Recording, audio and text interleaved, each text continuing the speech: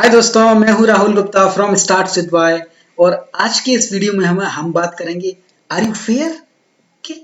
अब यहाँ पर हम जब भी हम इस शब्द का इस्तेमाल करते हैं फेयर, ओके, तो फेयर से हमारे दिमाग में क्या आता है? एक तो जितने भी एडवर्टाइजमेंट हैं, जितने भी ये उन्होंने फेयरनेस को बेसिकली किससे कनेक्ट कर दिया है? सुंदरता से कनेक्ट कर दिया है। करेक्ट। तो आजकल तो वो भी आने लगे हैं ऐड की, क्या तुम्हारी क्रीम तुमको गोरा बनाती है? करेक्ट। और उसके साथ उन्होंने क्या किया है कि तुमको एक ऐसा स्केल भी दे दिया है, करेक्ट, कि तुम डेली क्रीम लगाओ और फिर चेक करो।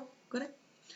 तो इन जो ये जो कॉन्सेप्ट ब्रिटिश लोगों ने दिया था फेयरनेस का, करेक्ट, इन्होंने बेसिकली फेयरनेस को सुंदरता से जोड़ दिया और पूरा सब कुछ तबाह कर दिया। करेक्ट। तो देखो, फेयरनेस का अगर हम बारीकी में जाएं तो फेयरनेस का मतलब होता है निष्पक्ष होना। करेक्ट। या फिर फेयरनेस का मतलब होता है औचित्यपूर्ण होना। करेक्ट। फेयरनेस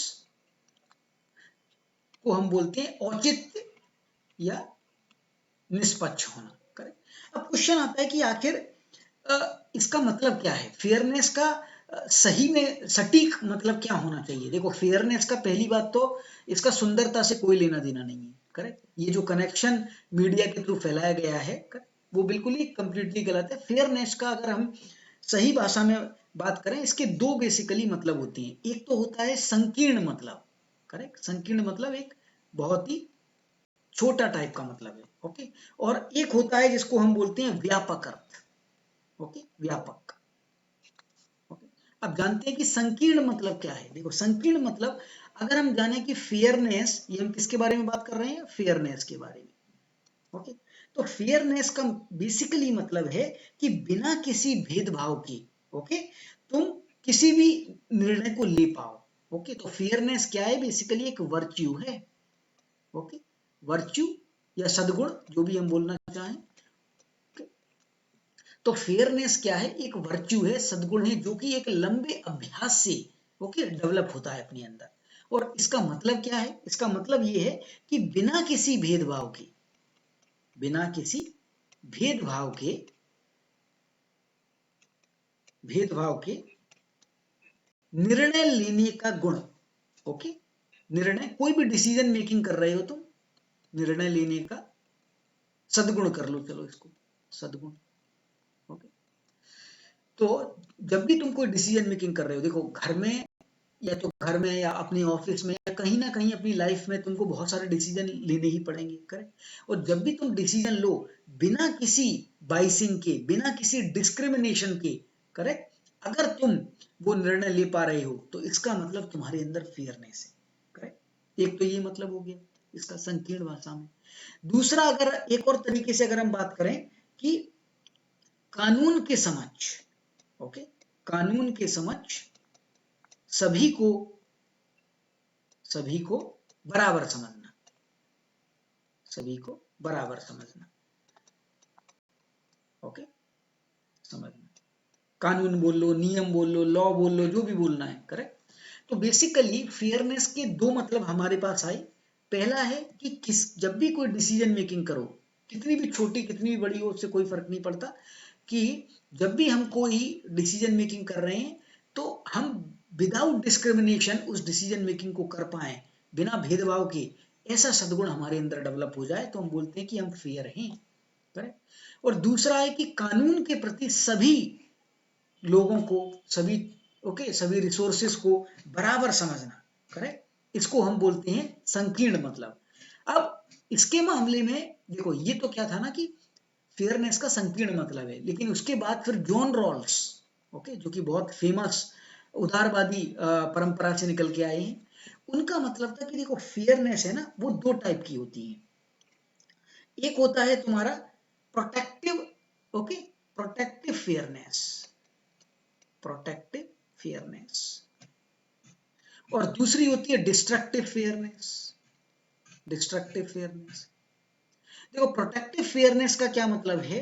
प्रोटेक्टिव फेयरनेस मतलब कि देखो, अगर हमारे समाज में बहुत सारे लोग हैं, ओके, अब देखो, एक क्वेश्चन कई बार ये आता है कि हम जितने भी लोग हैं, ओके, हम एक्चुअल में तो बराबर है नहीं, हमको प्रकृति ने अलग अलग गुण दे के भेजा है। करेक्ट, और फिर हम उसको बराबर समझने के लिए प्रयास कर रहे हैं, करेक्ट।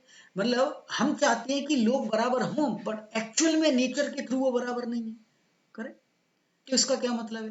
तो जॉन रोल्स ने हमको बताया कि देखो, केवल बराबर हमको केवल इनिशियल लेवल पे नहीं करना है, रिजल्ट लेवल पर भी बराबर होना चाहिए, करेक्ट।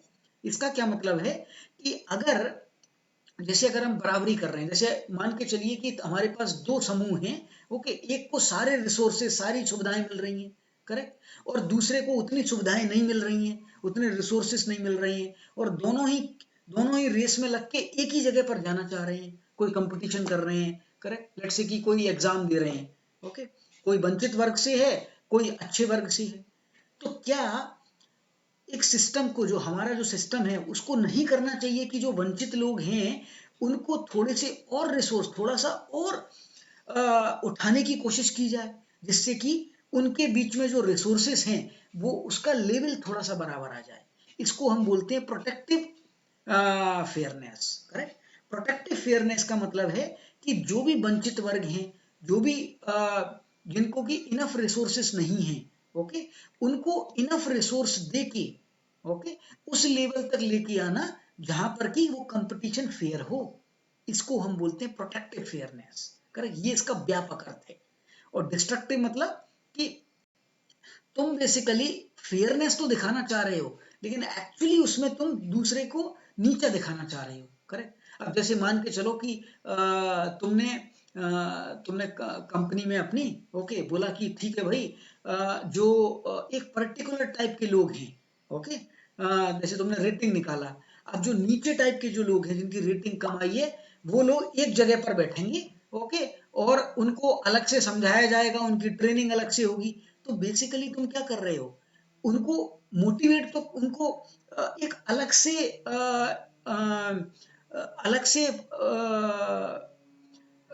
बेनिफिट्स तो दे रहे हो, लेकिन यहाँ पर तुम क्या उनको नीचे दिखाने की कोशिश कर रहे हो कि देखो तुम कमजोर हो, तुम बेसिकली तुम्हारी रेटिंग कम है, ओके। तो ये हो गया डिस्ट्रक्टिव फेयरनेस। तो जॉन रॉल्स था ना, वो बेसिकली प्रोटेक्टिव फेयरनेस के पक्ष में था।